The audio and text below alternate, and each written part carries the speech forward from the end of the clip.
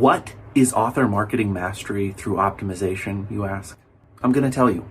It's the best way for us authors to make a living selling our books. Are you tired of hearing gurus tell you your book is only good enough to be a lead magnet for services? Are you tired of feeling like you have to be a slave to social media and then frustrated when that time doesn't actually help you sell books? I was too, until I found Ammo. Ammo is the only program that reliably produces results, and it works for anyone. Is it hard work? You bet. Do you have to overcome some of your own prejudices to make Ammo work for you? Absolutely. But rather than being another program that rah-rah shish-goom-bahs tries to get you emotionally excited only to offer unclear methods, Ammo shows you how to design profitable ads step by step through a unique, never-before-tested formula. The founder, Steve Piper, is a data-loving, formula-driven author who escaped the kingdom of Amazon to build a platform for himself where he sold directly to his readers and built a loyal following. With Ammo, you know who's reading your books, how to contact them, and what they want to read next. If you've always been frustrated with Amazon's wall of mystery, of not knowing who's reading your books, of losing 50 to 70% of the hard-earned money you make through book sales, Ammo solves all of those problems by putting you in the driver's seat and showing you how to fulfill your books directly to your readerships. Click the link in the show notes to learn more. I barely managed to survive the fair, the Oakland Fair, the Burt County Fair.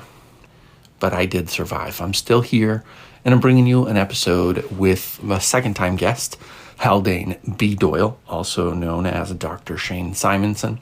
He introduced me to some of my favorite people, Michael J. Sullivan and Robin Sullivan. I would not be with Ammo right now if it weren't for Michael and Robin. They are not in the Ammo program, but they use the very same direct fulfillment process that is what makes Ammo so effective. And so grateful to Shane/Haldane for the help right there.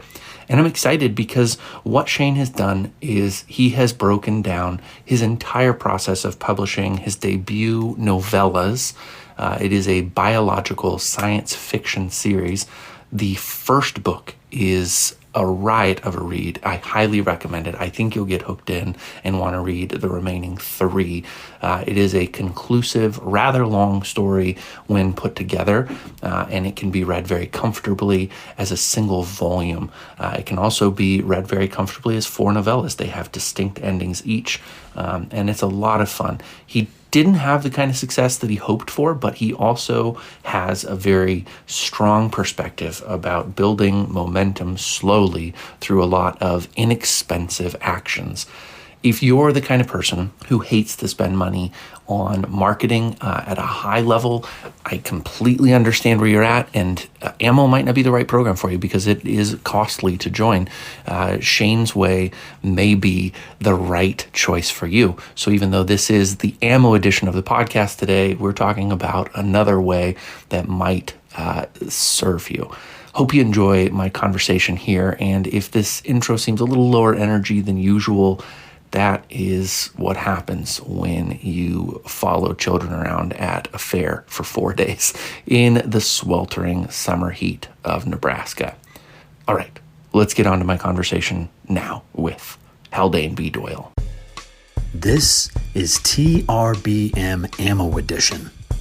If you're a published author and want to make a living writing books and selling them to avid readers, you've come to the right place.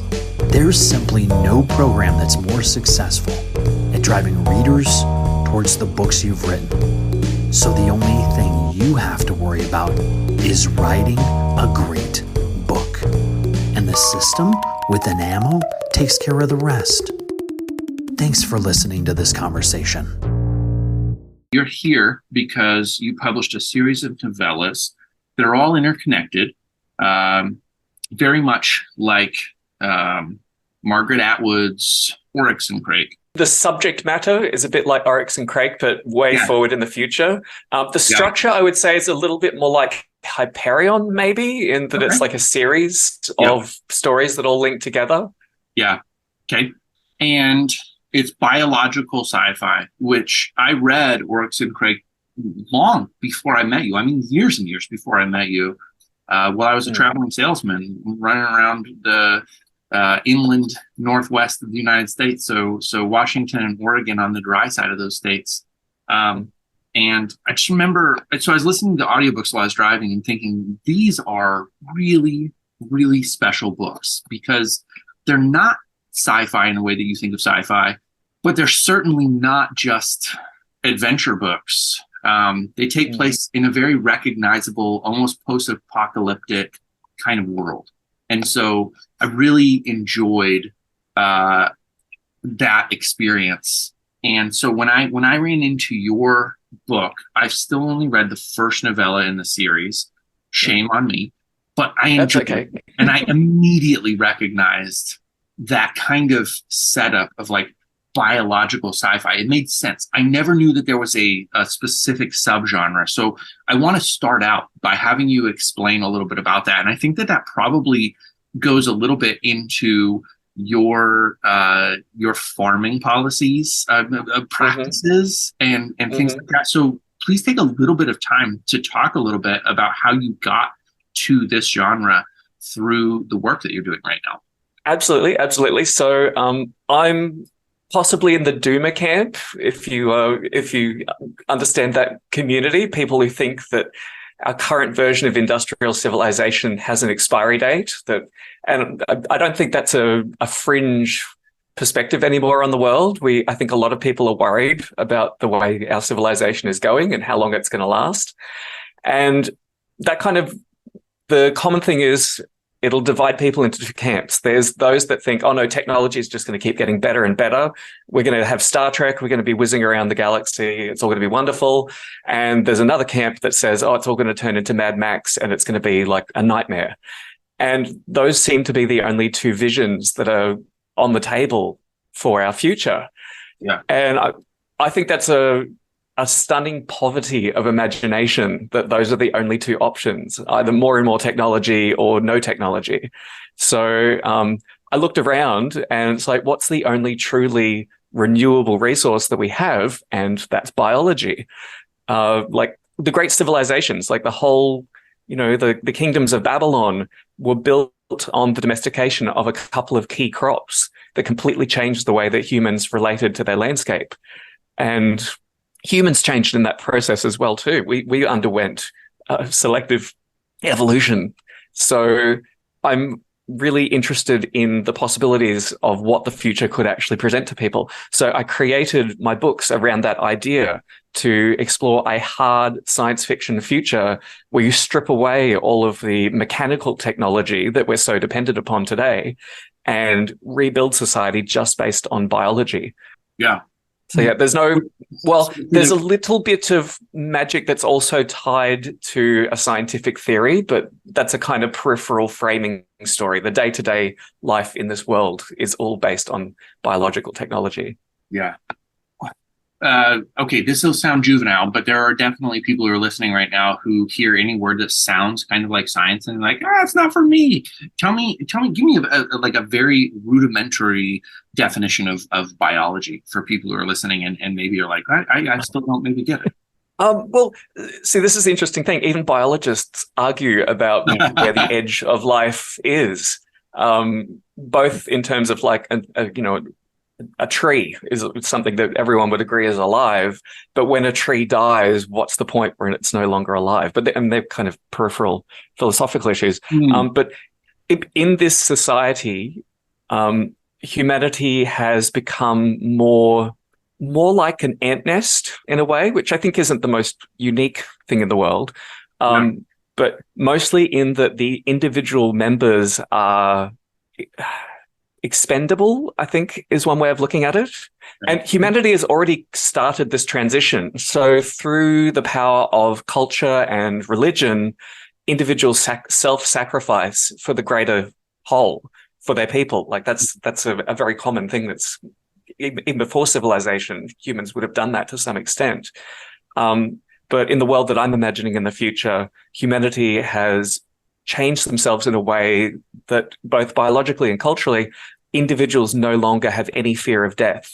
And dying is a quite ordinary thing that happens when you're no longer needed by your society. It isn't a tragedy, but there's no suffering, there's no disease, there's no hunger.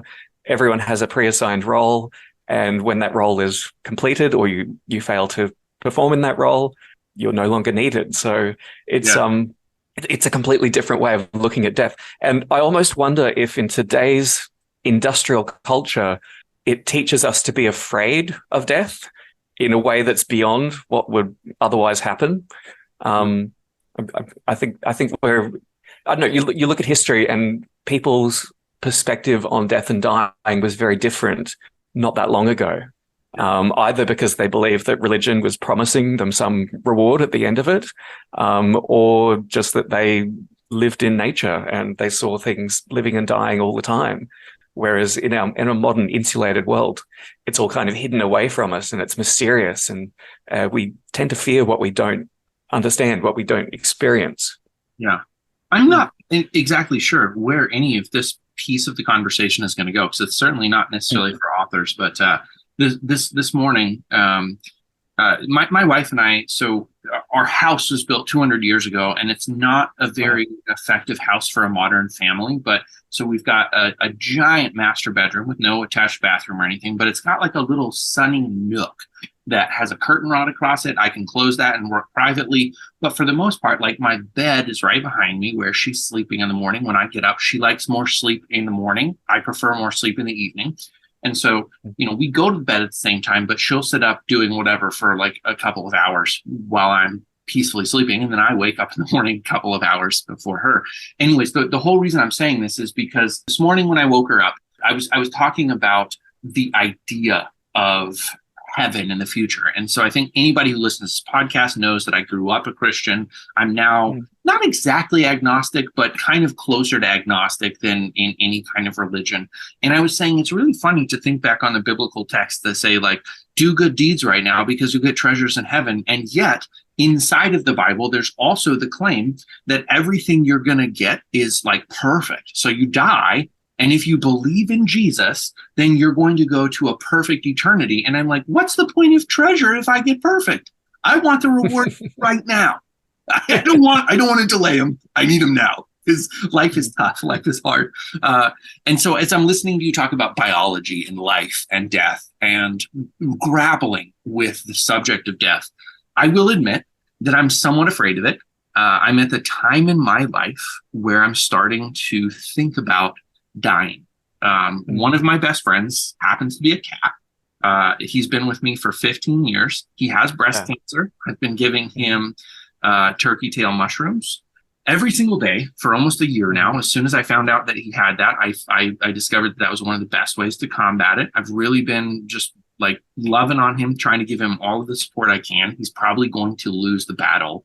And I have a hard time not thinking that I eventually get to see him again. Like if I lose him and that's it, it's hard for me, and death is hard for me. And I lost my grandpa this year on February 28th. I dedicated my second book to him. Death is fucking awful. Can you just talk to me a little bit about that from your perspective without, I'm not even going to respond to you necessarily. We might just do a hard transition after this. I just would love to hear you talk about it, because science and death is really hard for me to deal with. And since I feel like I trust you a whole bunch, you're not going to bother me by whatever you say. I'm really curious to kind of hear you respond, if that's okay. We didn't plan this, by the way. Yeah, no worries. So yeah, I think part of my perspective on life and death is informed by living on a farm, which for the majority of the last few thousand years, for the majority of the population, that's how they live their lives, in amongst other creatures that were living and dying, often at their hands. And even in society, like it was quite common for people to be executed for crimes, and for that to happen in a public space and for everyone to see it. Or if people got sick, or, they got old, or they got diseases, they would die in the home. So death was something that happened, that people were familiar with. It wasn't this kind of unseen shadow lurking around corners. So my personal view is that people had a very different relationship with death until the modern era, when it almost became industrialized in itself, like the hospitals. Anytime someone is close to death, they kind of get whisked away, and you barely get to see them for, 15 minutes at a time during their final run.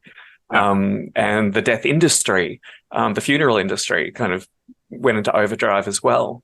Yeah. So, yeah, I think a lot of people's fear of death comes from just being separated from it, that it's become more mysterious than it needs to be. Interesting. Is it final? Is that your sense, though? I mean, do you think death is final? Probably. Personally, no, I don't think so. Okay.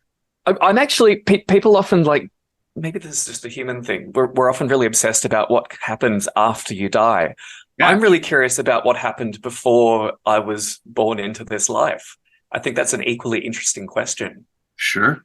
Oh, dude. Yeah. Very, very well said. I was thinking today, I live in a small town of about 900 people. And so twice a week on Tuesday, Thursday, I guess technically Saturday, Saturday is like a sacred day to me. I'm never going to do that kind of work. But Tuesday and Thursday, we can take our trash to the dump.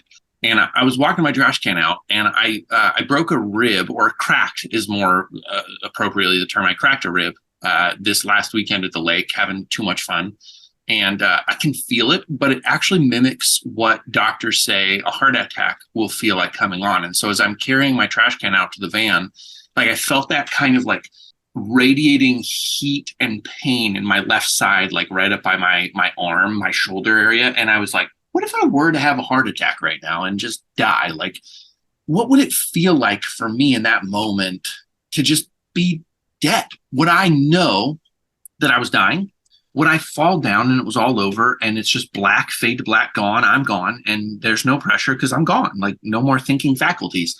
Or am I whisked away into some alternate place to have another experience? I love what you say about birth, because I have never thought about that before. What was it like before I was here? Obviously, I would love to be around for JFK. And by the way, I'm very much a US-based kind of person. I know that Australia has a history. I just don't know it in a very classical US kind of person fashion. I don't understand the rest of the world the way that I should. I am close to bilingual now, fairly close. I could speak quite a bit of Spanish, but I am very American and very capitalist, accidentally, or just submerged in that culture. But the idea of dying just lately has really been on my mind. And I think that your fiction speaks to it, whether you want it to or not. So I don't know that I'm asking a response from you right now, but if I provoked any thoughts, please feel free to share. Well, one thing I didn't put into the autopsy outline, because that was one of the things I wanted to talk about today. I wanted to get your feedback, because you've read one of my novellas, and you're very kind to post a review. But I just wondered if you had any constructive suggestions for where I could develop my writing further in the future, because I'm very open to that. So where you and I differ a little bit, Shane, is that, and this is true of even myself, I need other people around me to give constructive feedback, because I am deeply immersed in experience. And I don't actually ever think of how something could be different. I only think of how it met me. And like I said, when I read your book, I was actually reminded of Margaret Atwood. We had talked about it before I even read it. So I was probably primed to think of it in that way. But the dialogue between the characters was so, I felt so snappy and so fun and so elevated in a non-actual dialogue way. So if there's any feedback for you, it's that if you didn't intend for your dialogue to feel not educational, it's not exactly the word, because when I read it, I felt like I'm learning from the way that they're speaking. They're saying things to each other that are true statements, but that are not in a frame of reference for the way that I would speak to somebody. If that makes sense. Is that hitting home at all for you? Yeah. It's tricky. It's tricky when it's almost like an orphan genre. So when someone wrote the first, dragons and swords fantasy, they had to do a lot of extra legwork to kind of establish everything. But when you write the 100th Sword and Dragons fantasy, there's all of these established tropes. Like you can just say, oh, a vampire walked into the room, and people already have this baggage. Yeah, you don't have to do all of the work establishing what that is. And I think this is one of the challenges of taking on, I think it's like an orphan genre, this biological science fiction. There's there's a couple of examples, but but particularly compressing it into a novella length and making it satisfying, I think was a challenge too. So one of the things I want to be careful too for the listeners actually is that you did not fall into the world of expositional dialogue, which is a big no-no. If you're a writer and you're listening to this podcast, I don't typically deal with this side of the world because it's not what I'm interested in. Like, I assume if you're paying attention to my podcast, you've already written a good book, you've edited it, you know what you're doing, and you're actually worried about marketing it. But in this case, I just want to say, because you're asking for actual feedback on my reading experience, I'm not saying it was expositional dialogue. I'm saying that it was stylized dialogue. So I think about people like Joyce Carol Oates, to a degree. The guy John Updike. John Updike is one of the masters, whether you like him as a person or even his work. Stylized dialogue, he was so good at it, where you actually think about the story situation and you realize that two human beings don't speak to each other. James Joyce is another one. Like, the way that they speak is not actually mirroring the way that humans speak, but at the same time, when you read it, you just accept that this is how the characters in the story speak. I very much feel like that's how you wrote. And one thing that I would say is your humor was really on point. It's so subtle. For most listeners, I would say that it mirrors British humor. It's dry.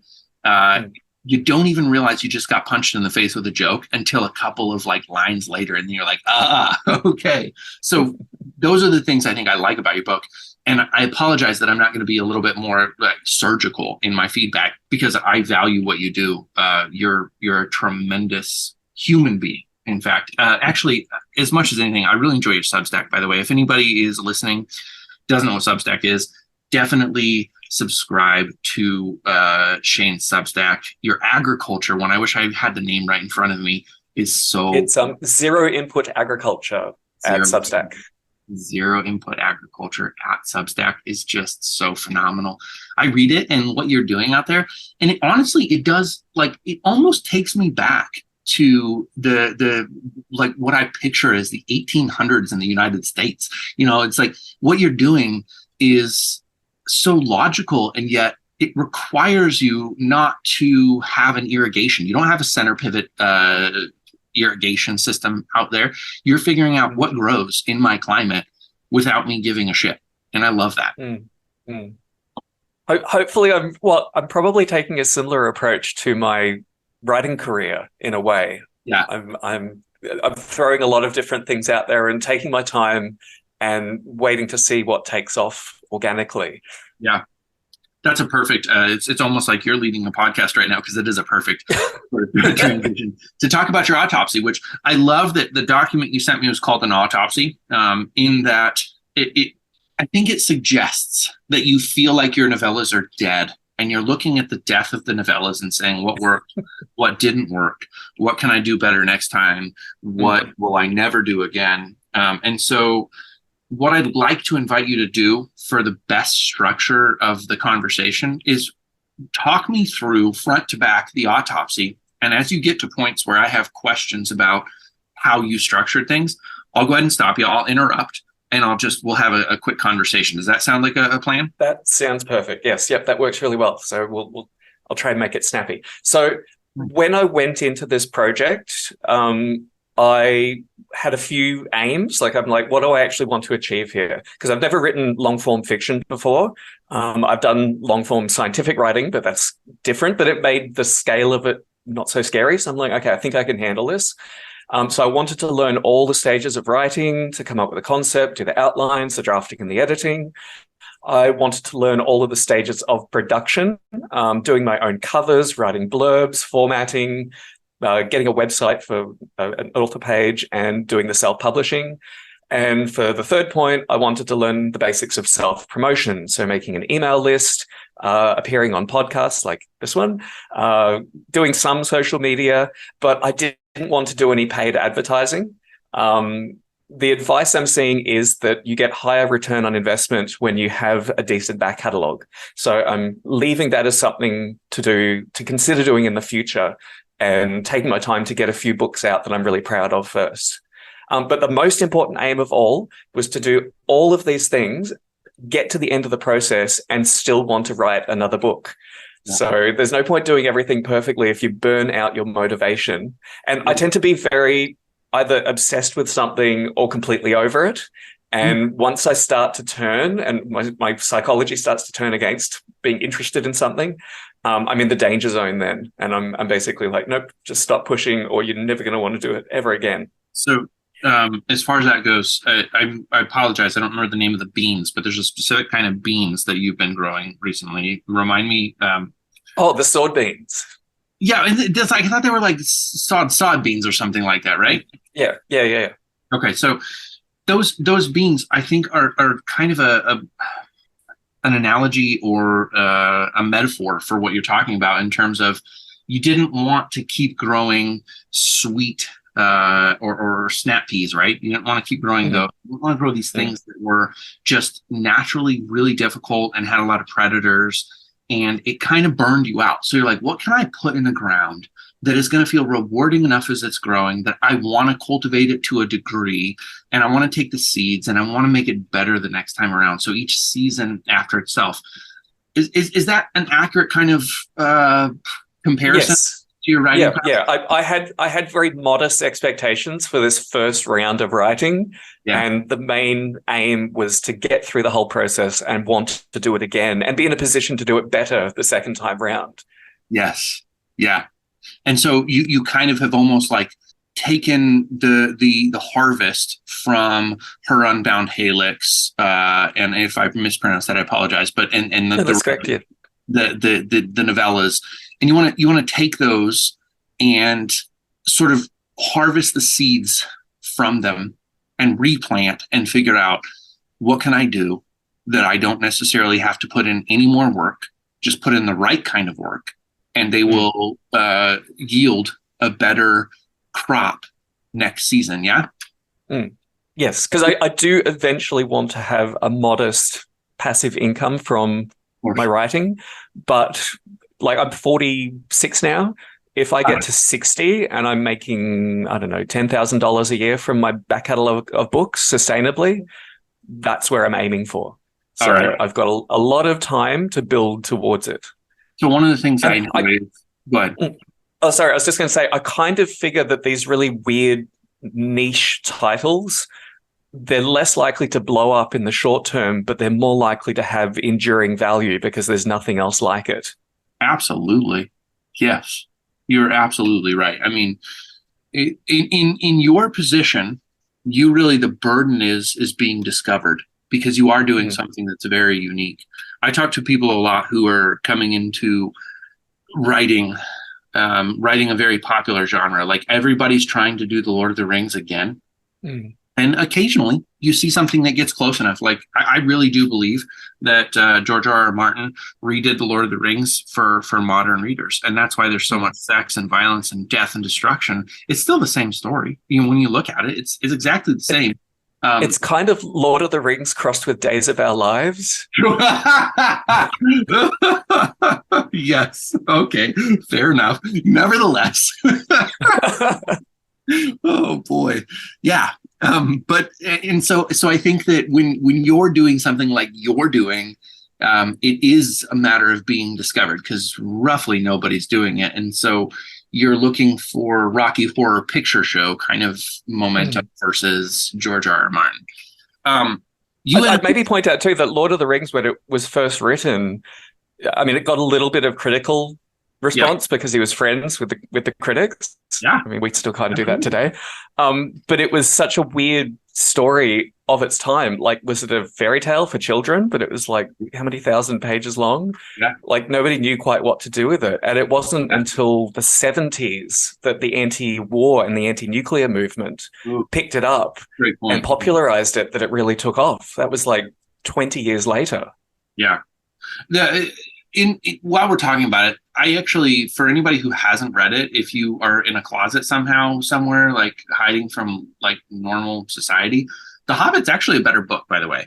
I would totally agree. Okay, thank you. Yeah, because I was like, it's just a tighter story. It's more fun. It's silly. The language is better. He doesn't waste so much time on world building, and in a really satisfying way that actually makes a better story.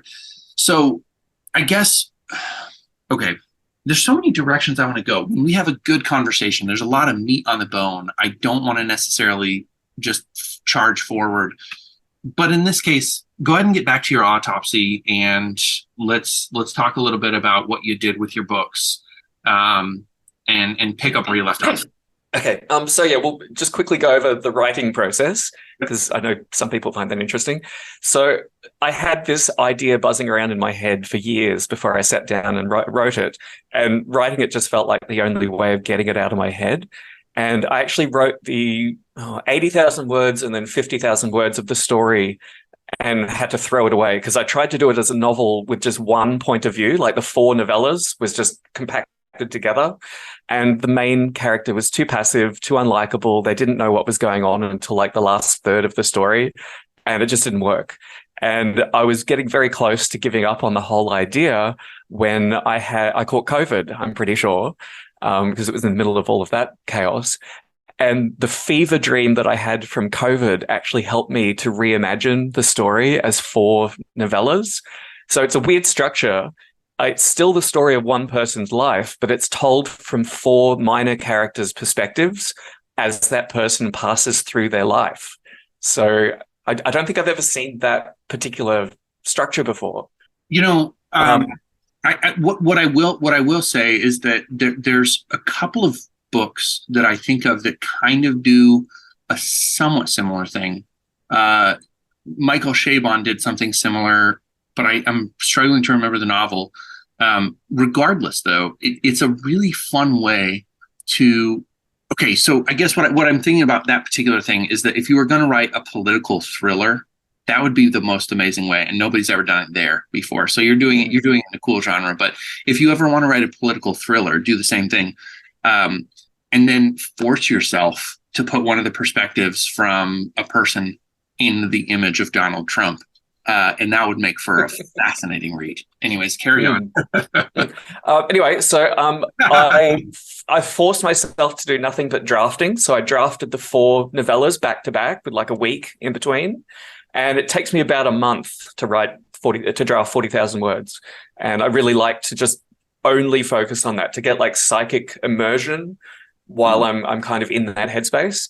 And I ended up accidentally following Heinlein's rules for writing to basically just revise the previous day's work to kind of get you back immersed.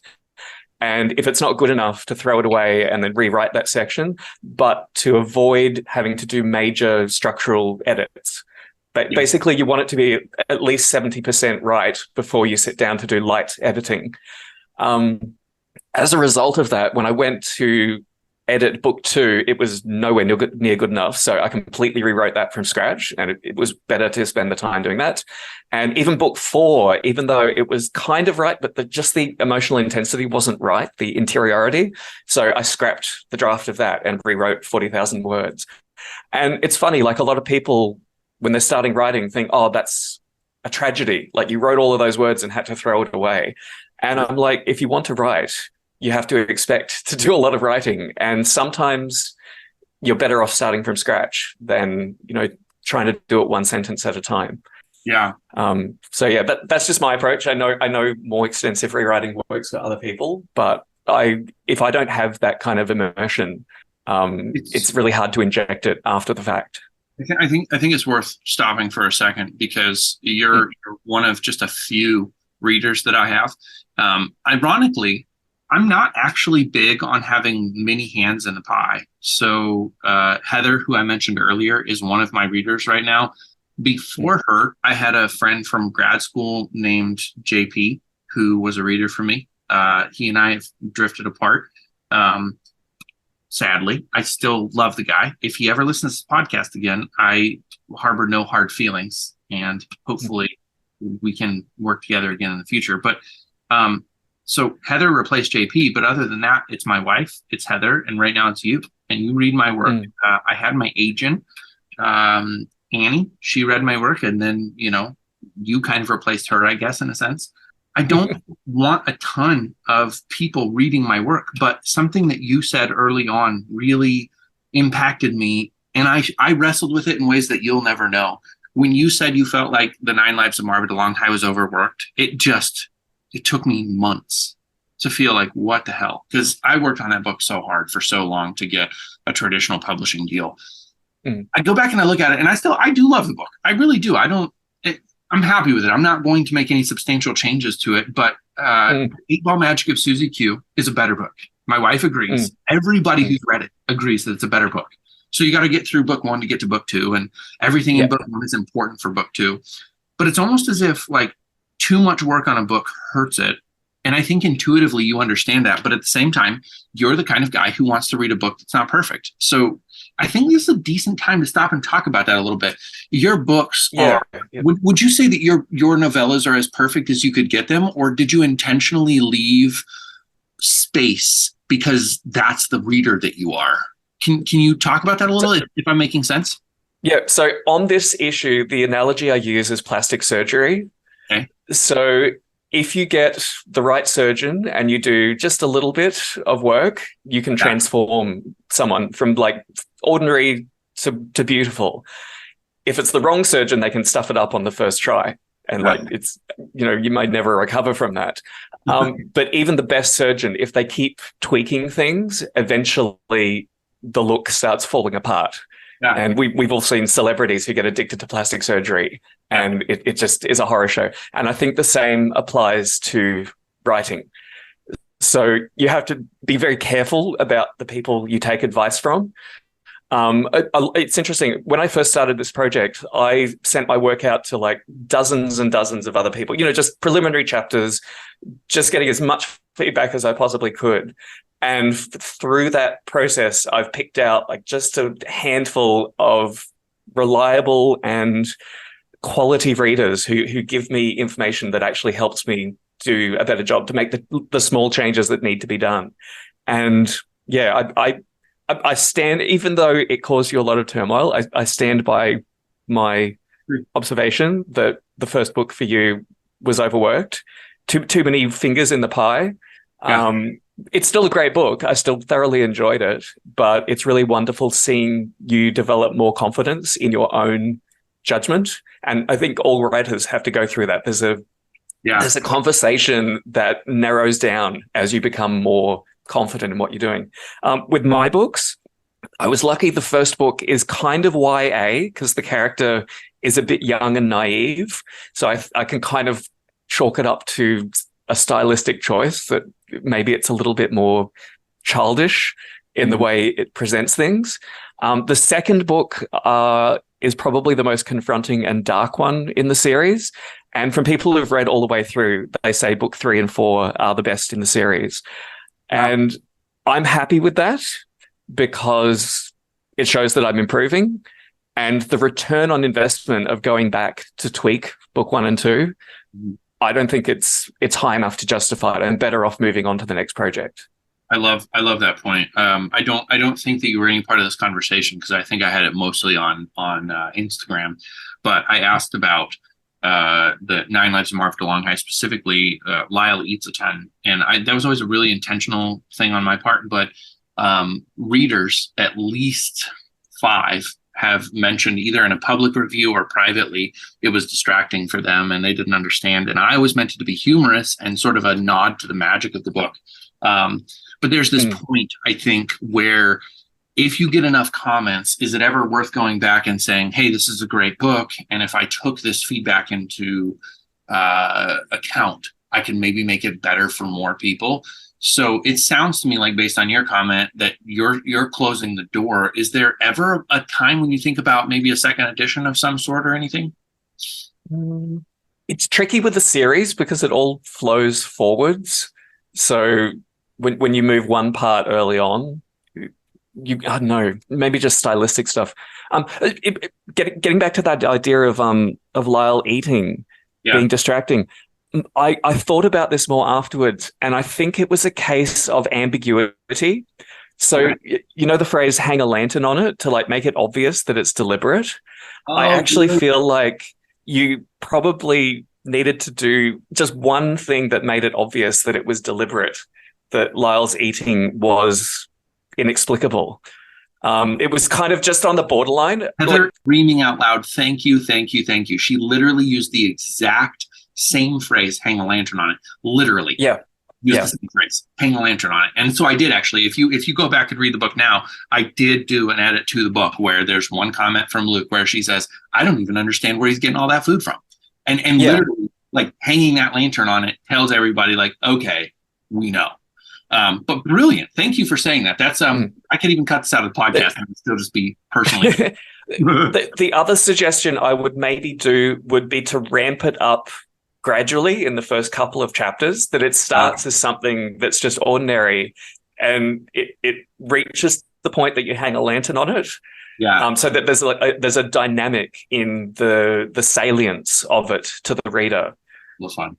But yeah, anyway, I was going to say, this is your podcast, so let's get back. We talked about and it's true though, but we talked about Heinlein. We talked about 160,000 words. So it's basically like 2 novels worth is the space of your 4 novellas. And I think that basically we had gotten to the point where you talked about sort of like the drafting process. So I think. So I ended up spending 1.5 years drafting, but about half of that was on the original drafts that I threw away completely. Editing, I like changed mental gears and said, okay, now I'm just going to focus on getting good at editing. And I spent 6 months on that. And that was really good because I think it was a clever choice doing multiple novellas because each one was a small kind of mini project. So drafting it took a month, editing it took a week at a time. And I got to move from book to book. Every time I got a bit burnt out on one, I could move on to another one with relatively fresh eyes. So I think that kind of structure made things a little bit easier. And I was then working on things like covers in between rounds of editing and drafting. So I could come back to them with fresh eyes as well. And after I edited to the point where I'm like, okay, I think I've done all I can. I paid a professional proofreader to do book 1 because I'm doing this on a very limited budget. And I took the patterns of corrections that they'd made from book 1 and I applied them to the other books myself to save several $100s. And they commented that it was a very clean draft already. And I want to talk about that. When you talk about patterns, can you sort of like go into a little bit more depth about what you mean when you say patterns? It was mostly some punctuation issues. So like dashes and maybe commas was a common thing where I'm like, I'm part of the generation that went through school without learning formal grammar. Our education system at that time decided, kids will just pick it up spontaneously. So that's been interesting. A lot of people of my generation in Australia, the first time they learn formal grammar is when they study a second language, where they're like, oh, there's all of these like patterns and rules. And well, I mean, English is a bit of a dog's breakfast. Anyway, so I self-published those ebooks a week, 2 weeks apart to see if I could get like a bit of momentum. And the 3 other novellas, early readers sent me like 12 typos on each one. And because it's an ebook, it's not a big deal to like re-upload the manuscript with a couple of corrections. So I think that was a reasonable judgment to save a little bit of money there. I honestly believe, the more I've thought about it, that for self-published authors, it's a great idea to not worry about your street team and your, like pre-orders and all that kind of stuff. Quietly publish your book and start to let people know it's out there. Let a couple of sales accumulate. Let a couple of what are they called, reviews, where they're authentic reviews. I can't think of the stupid word right now. Basically, let some authentic reviews gather up from people who are not going to be super hard on you, but maybe privately say like, "Hey, by the way, you had typos here." I like the way that you did it, because I think putting so much pressure on that like day one really hurts a lot of people. And I think it ignores the reality of what is actually happening for most self-published authors, which is the momentum that you are banking on with your novellas. So I think that you accidentally did something really smart, or probably not accidentally. If you're sending me a 3-page autopsy, you were very intentional about what you were doing. But so just really, I wonder if that pressure on the big release and everything happening simultaneously is a hangover for when the Amazon algorithm could be gamed by like ticking all the right boxes. I don't think that world exists anymore, but the advice is still out there to like make everything perfect in the first week and it'll take off. I don't think that happens anymore. And I think that's probably for the better. Like whenever you have a system of rules, there's going to be people who try and game it. And that doesn't necessarily mean that the best books end up rising to the top of the heap in the long run. I agree with you. And I do want to pause there because I think this is an incredibly important part of the conversation. I'm just going to say to you, you are trying to game the process. I am trying to game the process. We're trying to figure out how we can take what we've done and apply it to a system that doesn't naturally want to favor us. Anytime that you are a self-published author, you're trying to figure out where's a crack in the armor right now, because somebody out there is trying to tell you that Farrar, Straus and Giroux, HarperCollins, Penguin, Random House, those are the official taste makers. And if you can't do what they deem worthy, you're not worth our time. You're saying, even though Margaret Atwood came to us through the Big Five, I write fiction just as good as anything that Margaret did. And I have something really important to say. It's not saying that Margaret's not great. It's saying I actually have something to say. So you're looking for the openings in the system that you can pass through to get your books to a large portion of people. And I think that that's a really important thing. Would you agree with me that you are, I mean, the term gaming the system hurts, but ultimately you are trying to do that, right? Yeah. And the system, it's a moving target. Yeah. So advice that worked even a year ago often will fall flat because, and even people who get success will suddenly have the rug pulled out from underneath them if they're relying on Amazon to do the hard work for them, to open doors for them. Absolutely. Okay. So anyway, so getting on to maybe the production side of things. Yes. So I made my own covers. I spoke about this in more detail on the Words and Pictures podcast with DJ Bowman Smith. Yes. I love her. She's wonderful. But yeah, I ended up making my own covers in Adobe Illustrator in a very abstract kind of pattern. I didn't want to go to a professional cover designer because I couldn't just say, oh, this is a sword and fantasy thing, just put a dragon and a sword on the front. It's a weird orphan genre. There's no visual conventions about what it should look like. And I didn't know what I wanted going in, so I couldn't tell them what I wanted. So it would have been a very drawn out and risky process. I took that risk on myself. And over 12 months, I went through repeated rounds of trying to put covers together. One thing I really, really love about cover design, if you go to social media and put 2 versions of a cover up, you will get so many responses and people just instantly love that. Which of these images looks more appealing? So I would highly recommend tapping into that. If you do that with blurbs, people are much more reluctant to read even a few hundred words, but you still get useful feedback. Okay. And yeah, it took me, I think, up to 30 versions of like refining covers, and just like a draft, being able to work on it for a while, then put it aside for a couple of months and then come back and look at it with fresh eyes makes a huge difference. You can do a lot of the work yourself if you take the time to put it aside and then look at it again. and repeat that process. I just really, really love this part of it. For one, I use what I've started to do is, and everybody who listens to this podcast knows I'm part of a program called Author Marketing Mastery through Optimization, or AMO.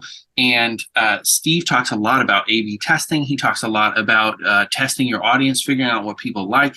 And so you'll take 10 taglines and you'll run them as just click ads on Facebook, which is really cheap. So you can get 400 impressions on each of those quite quickly and figure out what are people most interested in. You take your winning tagline and then you take 10 images with your winning tagline and see what do people like most paired with that tagline. And you can figure out a couple of images that they like, and you can start to build out this ad that should be super effective based on what people are interested in. What I've started to do, and it sounds like what you're doing, but for free in a sense, is going to your following on Twitter and saying, hey, what do you like? And that allows you to know what people are interested in, what visually catches them. And one of the things that I want to say to you is that very, very rare occasions, a homemade cover design passes the snuff test. Your covers are a work of art. I absolutely adore your book covers. Well, thank you. There's no chance that I would have ever said that they were homemade because they're so intentional. They look like cellular biological things. And if you don't... Well, that was the only visual language. Like, I'm marketing my books towards biology nerds. If you love biology, you have to say that instantly on the cover. So it's like... Yeah.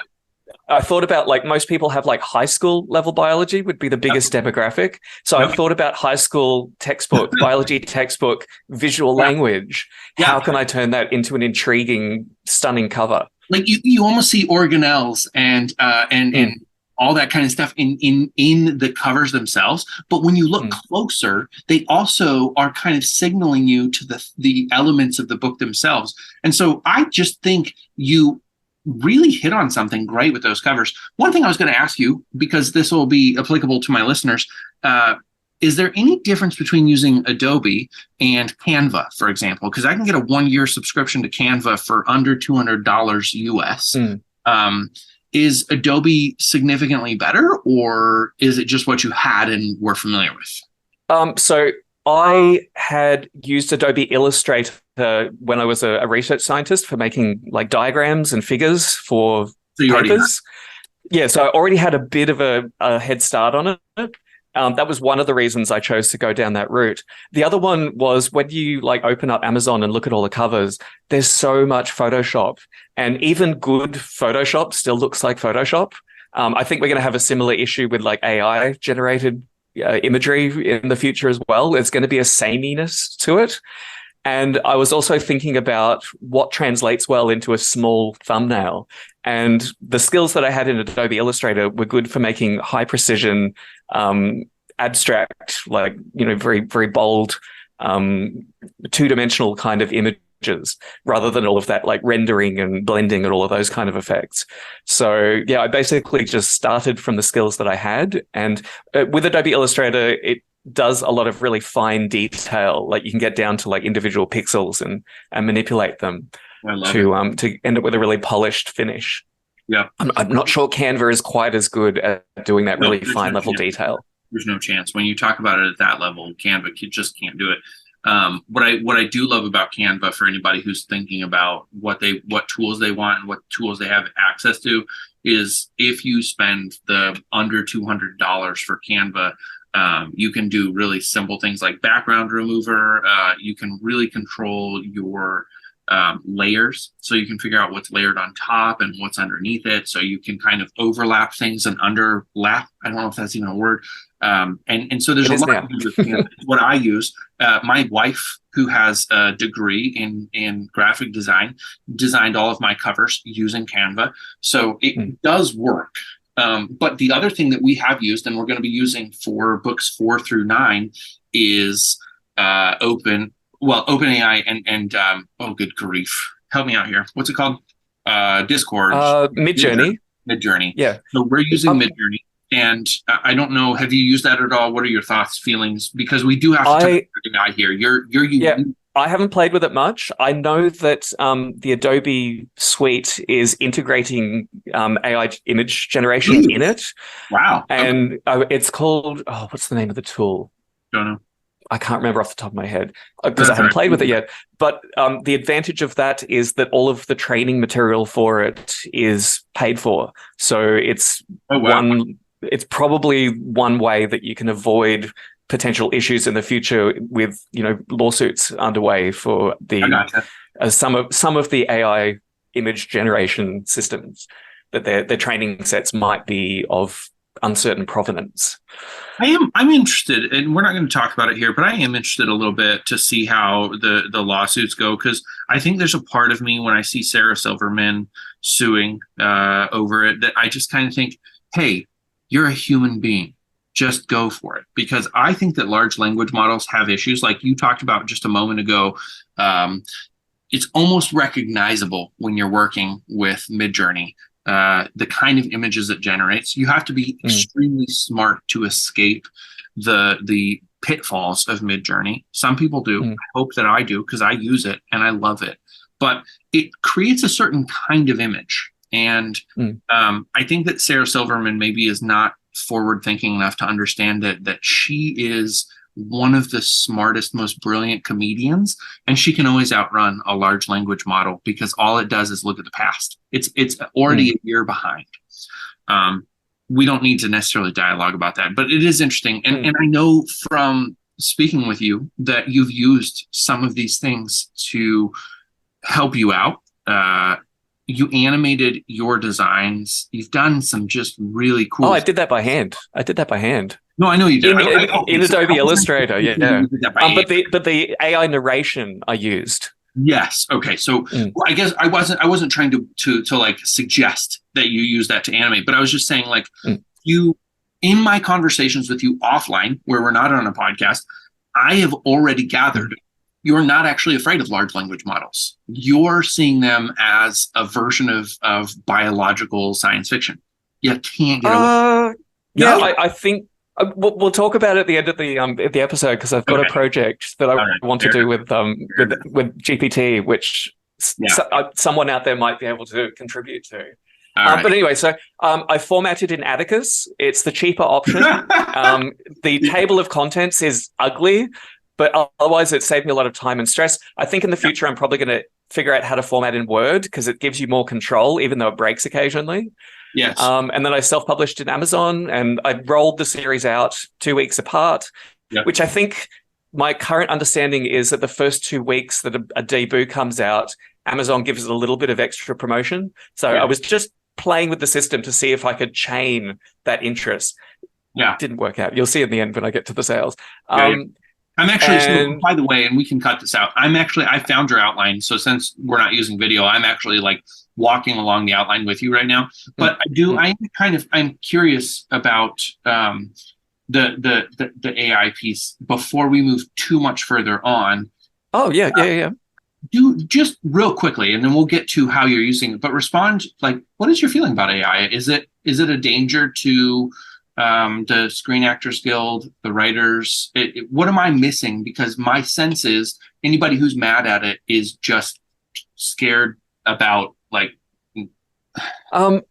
I think the danger is that we go through what happened with industrialization for like all of the other productive parts of the economy. So, before there were factories churning out sneakers, you would have individual cobblers making shoes by hand and tailoring them for the person's feet that they were making them for, making shoes that were designed to last a very long time, to be repairable.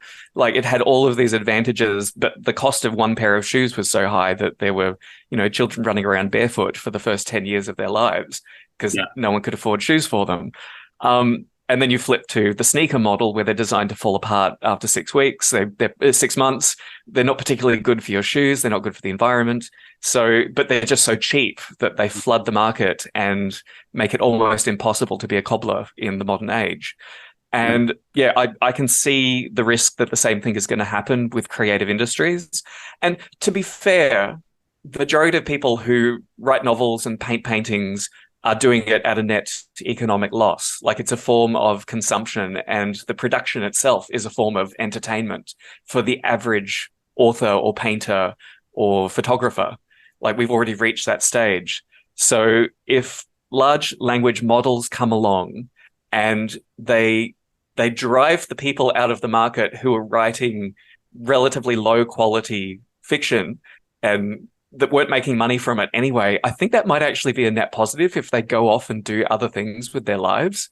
Maybe that's a really kind of callous way of looking at it, but if they're already struggling to be a writer and not enjoying it that much, and it's not that rewarding, then either they're doing it just because they love it and they're going to do it whether there's LLMs and millions of extra titles on Amazon anyway, or they're going to go and do something more productive. For writers who are making a career, we were already having the mid-list disappear because of the merging of the big houses, the publishing houses. Self-publishing promised to rebalance that. I'm not sure how much it has actually delivered on that promise. I still think it's a bit of a winner-takes-all networked system. Like if you attract eyeballs, it attracts more eyeballs, and that propagates in a way that's, it's just the nature of the internet. It's this global thing where things go viral. And if you can't go viral, then do you even exist? So one of the things that I said recently, and I don't remember where I said it, I host a podcast, I appear on podcasts, but the idea of being able to publish a book that's so successful that, and by the way, I always mention FSG, Farrar, Straus and Giroux, because that is the publisher for the longest time that I wanted to be an author for. I just thought like FSG is my world. That's where I want to go. But I want to be so successful as a self-published author that FSG comes and offers me a book deal, and I say, I'm really sorry, but I just can't afford to take that kind of a cut in distribution. That for me is the dream. If I can, me too, enough, right, to just like get my book out to the world and to readers at such a level that it doesn't make sense. And that actually is where you start to be Game of Thrones, where you flip the system on its head and you start to be very, very diligent about getting readers and maybe possibly upset the system. I think that there are self-published authors out there who have the ability. If Stephen King had the cojones, if J.K. Rowling understood that her readers were out there right now, I don't say cojones because I really admire her feminism. If they had the ability to just say, sorry, I can do this better than you can by far because you're still relying on really old world marketing, amazing things would happen because those are two very capable authors among so many. So that's what I hope happens.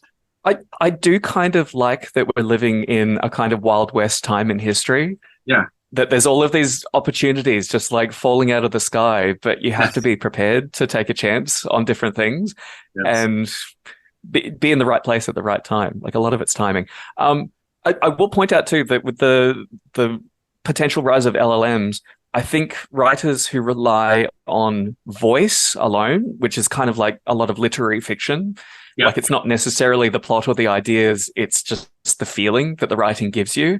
I think they're probably in danger of being imitated by a computer that can, churn out as much as people want. I also think that writers who are writing formulaic, like romances and mysteries that just kind of follow the same pattern with slightly different coat of paint, they're probably in more danger. But if you're writing really weird science fiction that is built on fresh ideas, that's something that the AI won't be able to do on its own, at least for the foreseeable future. By far the most valuable thing that's been said in the podcast. I want people to just pause and think about that for a second.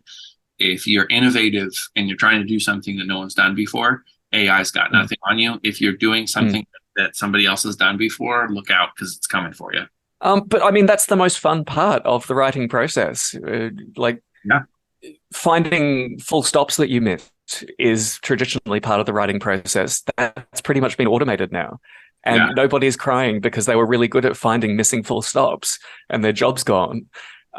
We just move on and, there's always some part of the process left for humans. I'm hopeful. I know that. I know that to be the truth. Let's do touch on. So you've been on Twitter and you said you hate it. Facebook you feel like is dead, which I disagree with. Reddit dying, I don't know for sure. Substack, Foundation, crickets. That's my author Substack. Right. I made a separate Haldane B Doyle page. I've put a couple of posts up about my writing process and designing covers, which people of this podcast might find interesting. I don't think I've been active enough there to really push it, and I'm also a bit worried too. Maybe this is touching a nerve, but actually, you said this. Part of me has realized that the worst person to market a novel to is another author. Because they already have so much reading and writing to do that the chance of them taking time to even read a novella, you have to be grateful for that when you get it. A Substack, which is mostly about the writing process, is probably going to be primarily most interesting to people who are also writers, who are the least likely people to actually buy my book. Yes. But this is part of the problem of my orphan genre. I can't just put a spaceship on the front of my cover and expect Star Trek fans to pick it up. It kind of doesn't know where if Star Trek picks it up, they might be a little bit upset because it's not quite right for them. it's in the neighborhood, but it's not quite right.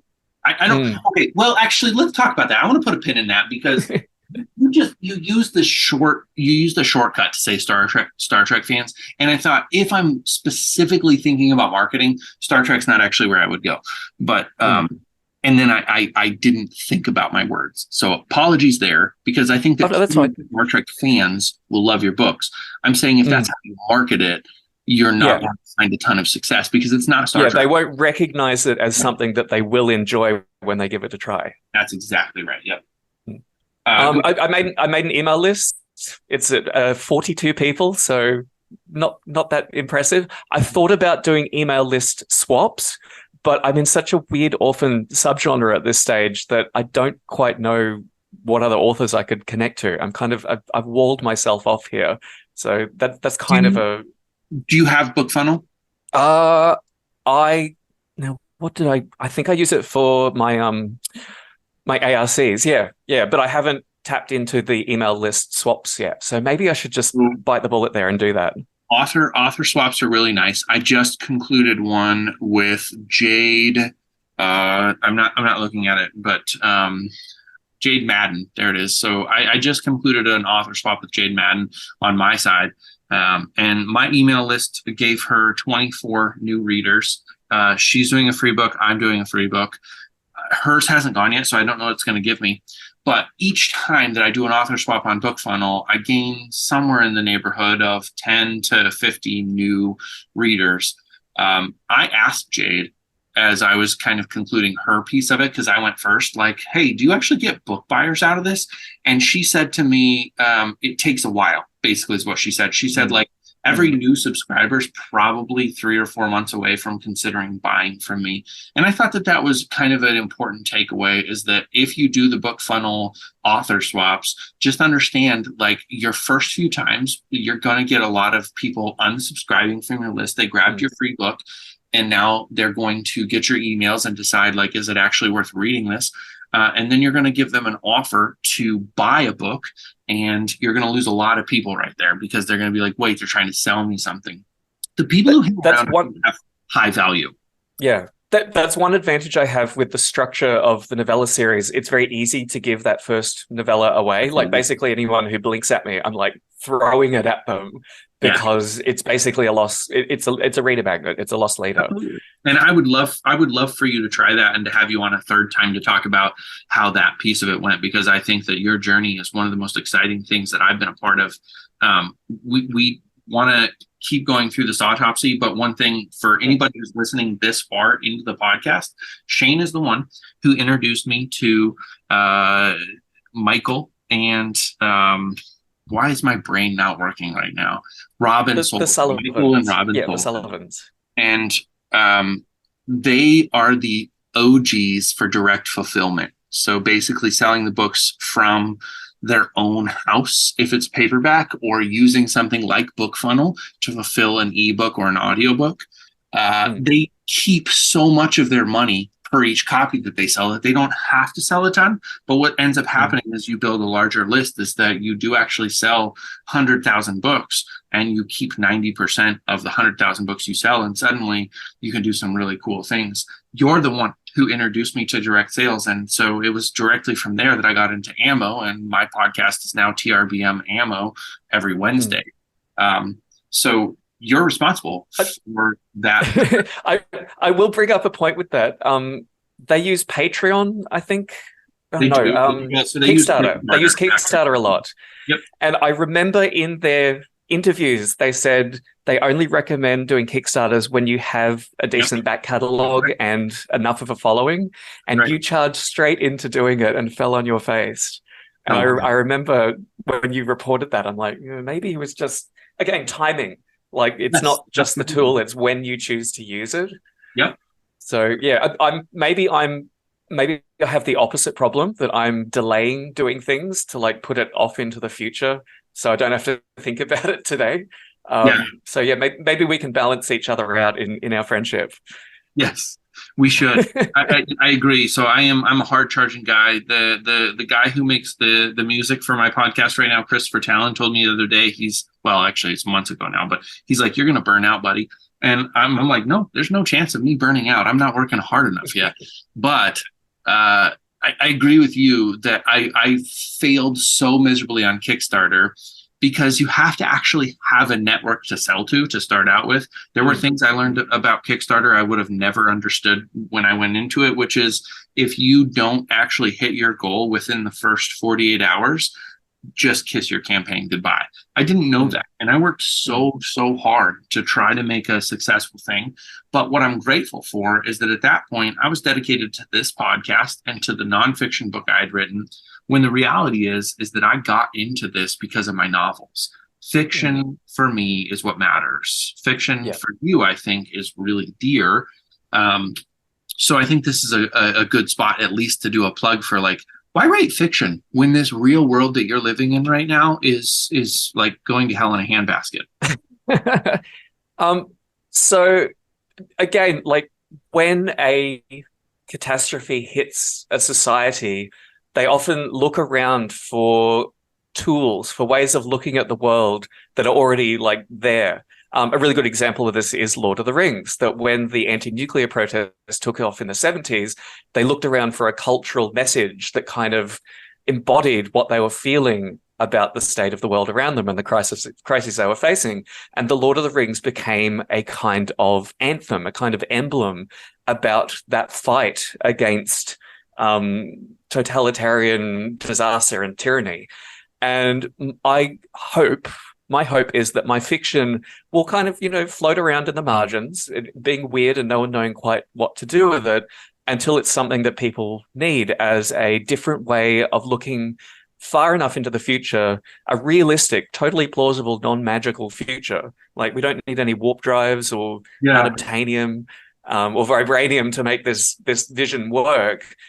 We just need to change the way we see ourselves and each other and the planet.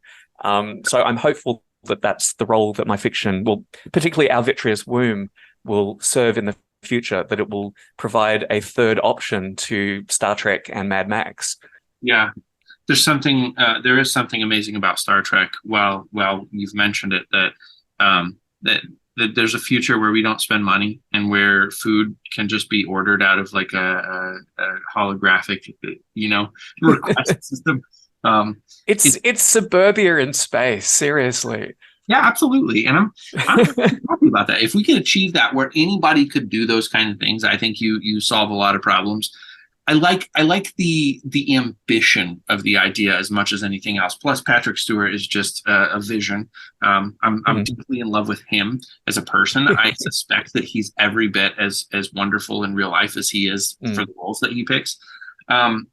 So I guess I want to land this conversation. I am going to kind of shortcut some of your autopsy with letting the listeners know that you can read the entire thing in full on the show notes, especially if you're in my Substack. It's well ordered for you already.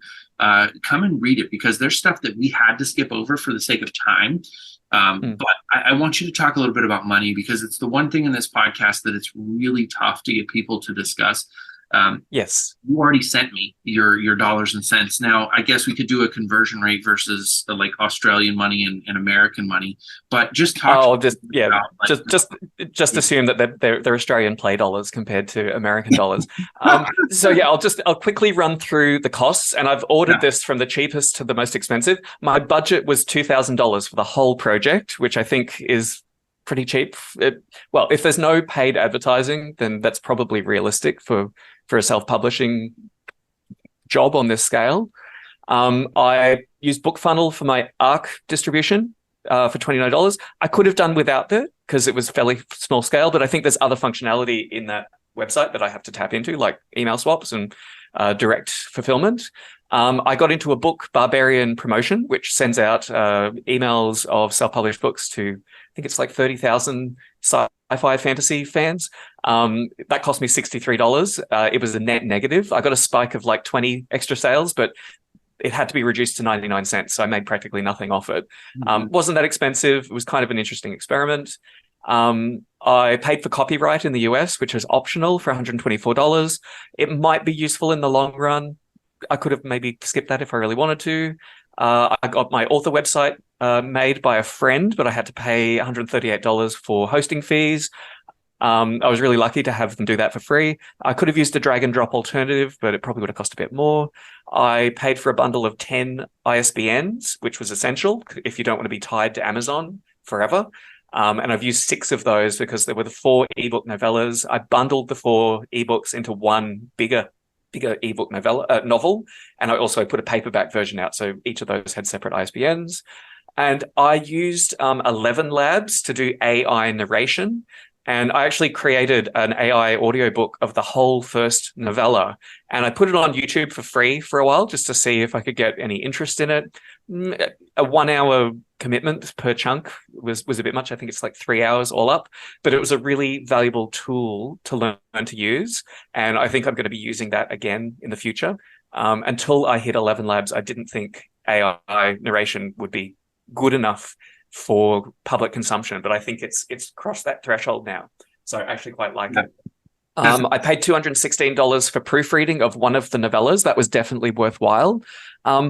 Maybe like both for the errors that they found, but also to give me reassurance that my other drafts were close enough to be publishable, that there weren't, you never really know. Like you have to question whether you're seeing completely missing things that are, totally unacceptable. But I think I've got enough of an experience doing that kind of work through my professional background that I managed to pull that off reasonably well. Atticus was $220 to do the formatting. I think it saved me a lot of time and hassle, but in the long run, I'm keen to learn how to do my formatting in Word because I like detail. I like being able to put something exactly where I want it to go, and Word gives you a bit more functionality there. One thing that was a big waste of money, I paid for Publisher Rocket and Fiverr to do my keyword optimization for Amazon. If I was chasing a search engine optimization niche, then that would probably be really important. But because it's such a weird orphan subgenre, I don't think it really made any difference. And the biggest expense was Illustrator, Adobe Illustrator. Over the year, I had like a month at a time, and I managed to design 5 cover images. I got a lot of promotional material and website imagery as well. Learning to do your own graphic design isn't just for the covers. There's all of this other like peripheral visual language that you get to like reuse the assets for. So that was definitely worth the time. And I feel more confident now doing my own covers in the future. So yeah, all of that was $1,680. So a bit under budget of $2,000. And as a result, since April, I've sold 77 ebooks on Amazon, 1 ebook on Kobo, and 1 paperback. And I'm selling the novellas, the ebook novellas at $2.99, the whole series for $7.99, and $19.99 is the paperback price. I was on Kindle Unlimited for the first few months, 1,000-page reads, nothing really. And all of that, I think I've made like $180 in estimated royalties. So what's that? 10 to 1 negative So for return on investment. everything that you just said, you made $180. Mm-hmm. Okay. I just wanted to make sure of that. I mean, like, Yeah. this is the intersection for people who are listening. If you were direct fulfilling, you would have close to broken even.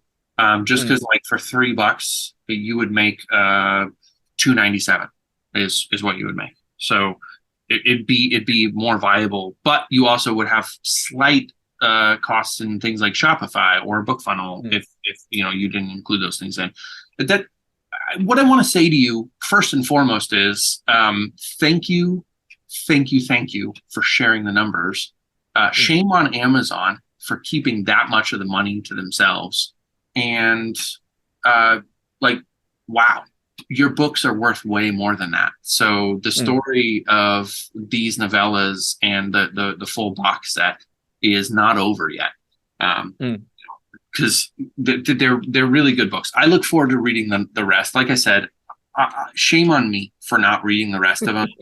Because you're a great writer. The time will come, and I don't feel like.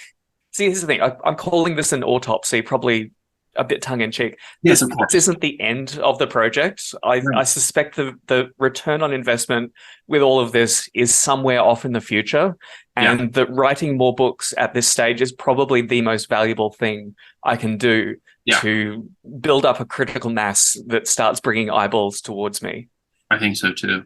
I want to finish off with two things. So the first one is actually the thing I've been thinking of most recently is there a way to get out of the mass production model for authors? Because I really do admire Stephen King, and he writes about one book every 16 months, let's say. So some years he'll come out with two, a lot of years he'll come out with one. I think a book a year seems really reasonable if you have a good team with you of editors, proofreaders, ideas, that kind of thing. Makes sense to me. Forced to do Jonathan Yanez, who was a recent podcast guest of mine, where you write a book a month for a period of time, seems like exploitation. It should not be a viable model. If that's how you want to go and you can make money doing it, congrats to you.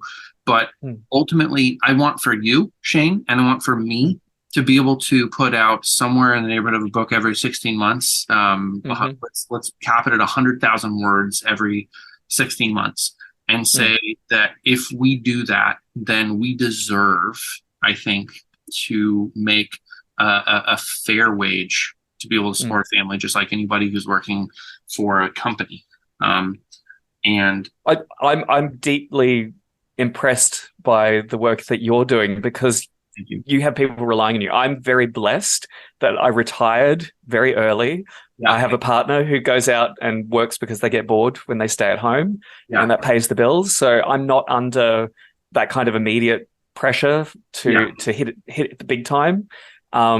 But that also means that I've got very little cash to throw at problems. I really love the old adage, fast, cheap, good. You can only pick two. And that often applies to when you're building a house.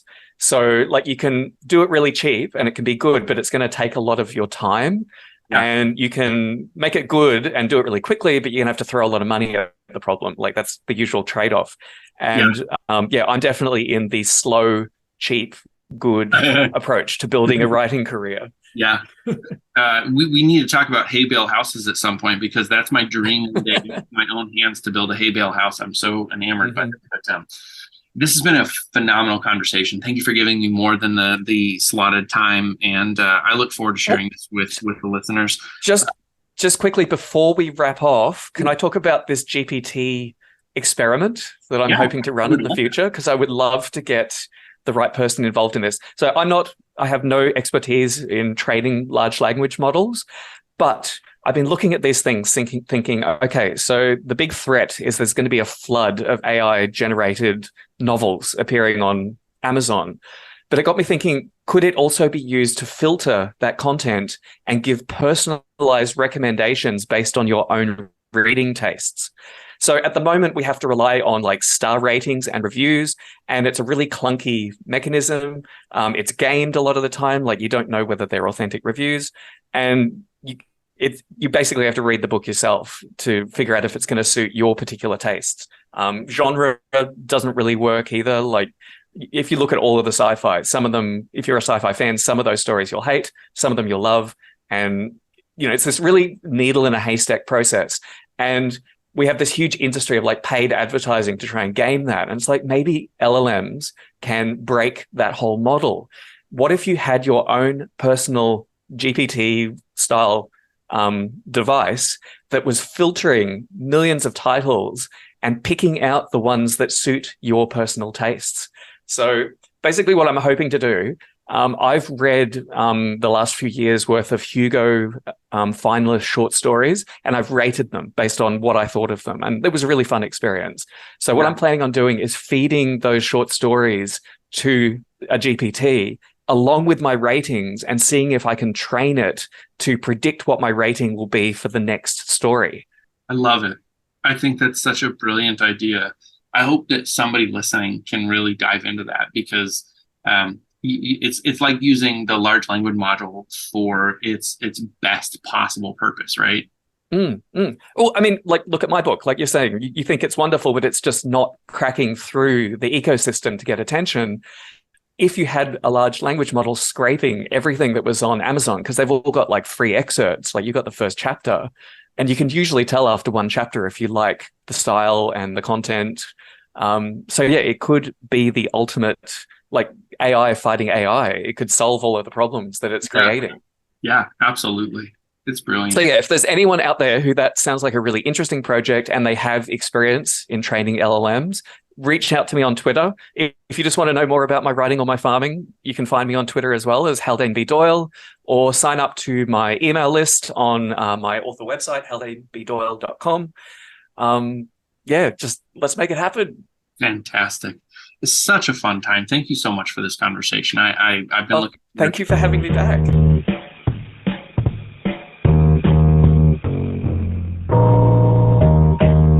Thank you for listening to TRBM. The theme music was provided by the ever-talented Christopher Talon. And hey, if you liked what you heard, share this show with other readers, because what's the point of telling stories if nobody's listening?